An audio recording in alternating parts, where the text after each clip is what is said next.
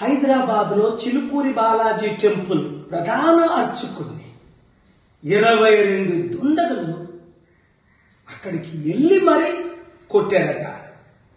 ఈ మధ్యని ఎంత దారుణం అయిపోయిందంటే చర్చిల్లోకి వెళ్ళి పాస్టర్స్ని, మసీదుల్లోకి వెళ్ళి మొలానస్ని, మళ్ళా రాముడి పేరుతో వెళ్ళి రామరాజ్య సైన్యం అట రాముడి పేరుతో వెళ్ళి ఒక పూజారిని కొట్టడు. ఎంత దారుణం ఇది! వాళ్ళందరినీ నాన్ బెయిలబుల్ వారెంట్తో బెయిల్ రాకుండా లోపల పెట్టాలి. సరి అయిన యాక్షన్స్ తీసుకుంటేనే ఇలాంటి అవినీతి అక్రమం దేవుడి పేరుని మందిరాల పేరుని తగ్గుతాయి. లేదంటే ఈ దేశం సర్వనాశనం అయిపోతుంది.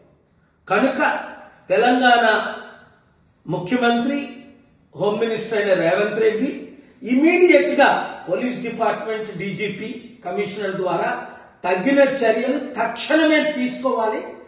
ఇలాంటి దారుణాలు ఎక్కడ జరగకూడదు. ముఖ్యంగా చర్చెస్ లో, మందిరాల్లో, టెంపుల్స్ లో జరగకూడదు.